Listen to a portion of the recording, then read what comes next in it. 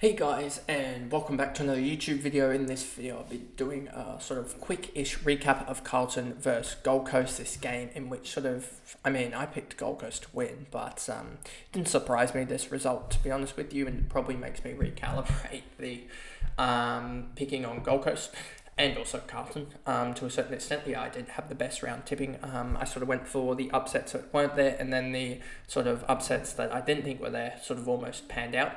So I had, I think, a 5 out of 9, including one of the picks that I got right. So I guess a 4.5 out of 9, you would say.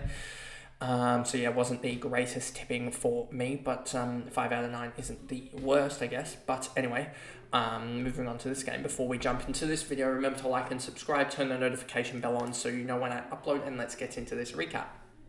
So, Sammy Walsh, 114, he was, from memory, pretty good throughout the game, and it just shows the difference between tagging and not tagging for Sammy Walsh. Tagging him, you keep him to, I don't know how many disposals he had this game, but I know tagging him, you keep him to 20 touches, and non-tagging, he had 32, 6, and 4, which he should not be having 6 marks. That's just almost criminal to allow Sammy Walsh to have 6 marks. That just shows how much space he was in. Tom de Koning, a 112, he was immense against Wits, considering didn't they have no pit net? Isn't that what I thought I saw? Yeah, no pit net, and he still did that. That was huge. Akers, 111, he didn't turn it over as much, I don't think, which was pretty good by him, but he has had the tendency to turn it over. He had 10 turnovers, so he did actually turn the ball over. Does it show his clangers or anything? Doesn't seem to show his clangers here. So, yeah, I remember one game he had something like 15 turnovers and 10 clangers, so I wouldn't be surprised if he did something similar, but I'll just need to sort of check on that here just quickly if I can grab it up here. Clangers, there we go, advanced clangers, he only had 5 clangers, so he was a lot more efficient, not efficient, but a little bit more efficient that he didn't turn it over uncontested. Then you have here Cripps, 98, he was pretty good as well. 23, 30, 27, 18, a pretty all-round effort, but 98 isn't going to be game-breaking. He's just sort of that good player that doesn't really get the fancy output that we need out of him to be anywhere in the conversation. Nick Newman, 95, he's been pretty good. I wouldn't be surprised if when they go back to... when Sydney go back to play Carlton, if they do, again, I need to double check that. I wouldn't be surprised if they tag both. They put a runner man both on Walsh and on Newman. I wouldn't be surprised if they even just put Sammy Wicks or something onto Newman, because someone putting pressure onto Nick Newman could be a massive difference, given that he just is able to run the show from down back. Kemp, 94, McGovern, 93, Cowan, 91. Where was this last year? A lot of people will be saying, and this is just sort of how frustrating fantasy can be at sometimes. It's like the rookies, when you don't need them to score, will score, guys like these. Kennedy, Hollins, Hewitt, Kerno, Mackay, Hollins, Zach Williams, a 78, playing basically as a half forward, kicked 4 goals. So 78 for him isn't even that relevant. So, He's just been annoying, and this is what you sort of sometimes in our analysis we go through and we just like, oh, this guy's going to do so well, but you actually almost drop these guys before they it is very rare for them to have a really good sort of season almost. So you sort of drop these guys after 3, 4, 5 weeks, and then they start to put up scores like this. But it's almost like, have you gotten to the guy that you needed to get to? Or was it better to almost just hold these guys waiting for scores not really, a 78 like this isn't that relevant, but if he was to score, say this was like a 110 or something like that, if he was to score that, have you not held him long enough to get these type of scores out of him? But Zach Williams definitely was a good trade when he was, as he did have that run where him and D'Ambrosio sort of just fell apart alongside some rookies in the same sort of week, and this happens every single year around 7 and 8. Rookies hit the rookie wall. You have mid prices that potentially finally get injured again. You have those guys like Elliot Yeo went down around that same time as well. So you had all these guys just and that's what we were saying about. We needed about 5 trades that those 2-week period, as it was just spot fire central, and that's basically where I went wrong. Is I tried to basically, instead of going one up, one down, I tried to be cute in going for, I think I went for, what was it? Oliver and someone else, 2 700Ks, and that basically ruined my season. So just not going one up, one down for even just 1 week can basically kill you off. So I think that is one of the main things that I'll be doing in that video in a couple of weeks' time. I've been saying I'll be doing this video, but I haven't actually got around to it just yet. But I will be getting around to it. Is just going through and talking about sort of the different everything sort of issue that everyone had, as there were many points brought up by some other content creators and stuff like that about the main sort of things that they did wrong this year. And I think one of the main things that a lot of people did wrong was trying to be, I think, a little bit too cute with their trades. And we do this every year. We're like, oh, but this guy's valued, this guy this guy that. And then looking in hindsight, you're like, why did I make that move? It stuffed up about 5 weeks down the line.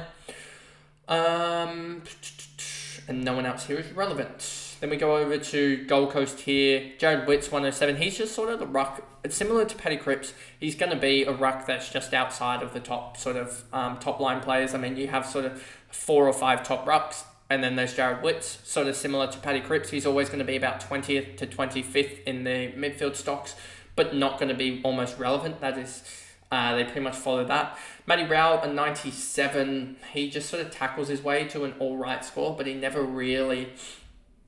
And he's just sort of in the same sort of bracket as Paddy Cripps. He just needs to get those possessions up. If he can get to sort of a 25 to 30 possession midfielder, he is going to be absolutely immense. But again, he just had 15 touches. And if we look at his season average, 23.8 disposals, only 0.9 marks is just really poor. If he can get that up to 3 or so marks, then that's good, and 9 tackles. So yeah, I reckon he needs to just get that up to sort of 28, 29 touches. If he gets that up there and holds his tackles, 28, 29 touches, that's a 110 average, and that's going to be game breaking. So yeah, we'll see if he does that next year. But here's what, 22, so we can do that, but I'll be surprised if he does sort of take that next step, as he is sort of that selfless player that doesn't really get disposals. Mac Andrew, 86, he was immense as well. He's a quality player, and I think that's starting to show, but he's not going to be fantasy relevant because key backs are never fantasy relevant unless they do kick to kick, and I don't think he's a player to do kick to kick. Sexton, 81, I think he profited because of Sammy Flanders out, and I think that pretty much gained him another 15 points. But yeah, I don't think he's going to be that... I mean, he's going to make cash quickly, but I don't think he's going to make too much cash. Tuke Miller, 71, you can sort of just see the drop-off here. He's had a really poor season from what we thought he'd have, and he's sort of that guy that you always expect to do well, but he's never really done too well. And I don't know whether that's just because Matt Rowell and Noah Anderson are now into the midfield, and whether that's sort of taking some bit off of Tuke Miller. But yeah, he just hasn't hit those heights of, 3 years ago now. Cloese, he was pretty good as well. For a rookie to get 68, it's all right. It's not perfect, but got the job done, and hopefully he can bang out some big scores in the bye rounds. Noah Anderson, 67. Yeah, he just... When he gets tagged, I think he got tagged, or I don't even... Did he get tagged? That's the problem. I don't even know if he got tagged, to be honest. But yeah, when someone puts a body on him, he just struggles. And I think that's been evident throughout. And I mean, he's only 22, so he has another sort of 2, 3, 4 years until he hits his prime. And when he starts to evade tags and be able to power through tags, he's going to be a scary player, because on his day, he can pick up 40 touches and 2 goals. So yeah, when he can evade tags, he will be immense. But I don't think we've gotten to that point yet with him. And I think we've sort of seen this with also a couple of other players. They sort of can't evade tags, and it's a massive impact on fantasy. Davies with a 63, great first half, nothing in the second. Then you have Long, 62, Lukosius, 60, King, Swallow, 55. He did play the full game, just didn't get involved in the second term. But aside from that, he was all right. 55, I mean, he's not that brilliant, but I mean... we'll see if he gets more full games, because if he gets full games, he could be really... he could almost be... I mean, he's not going to be that type of guy, but he could have games where he does score all right. Ainsworth, Berry, Hewland, Humphrey, Ballard, Johnson, Jeffrey, Collins, Holman, Rogers, and Walter just didn't... Walter, he's going to have that breakout game, but it's just not yet, to be honest with you, as he was subbed off for Rogers deep into the third quarter. But that is pretty much the video there, going through Carlton versus Gold Coast. It wasn't that good of a game, to be honest. And another tip wrong for me, I believe, as I tipped Gold Coast. So yeah, this just started the rot, to be honest with you, as I think I got the first 3 tips right, and then didn't get a tip right until Melbourne or something like that. I just didn't have a good day. I got Essendon right, but aside from that, Essendon and Melbourne, it was not a good tip in the latter half of the round. But anyway, that is the video, and I'll see you guys for the last recap of today, going through what game was it? I think it was it Essendon itself? The Geelong versus GWS game. That was actually a really good game. So I'll see you guys in that recap. Bye, guys.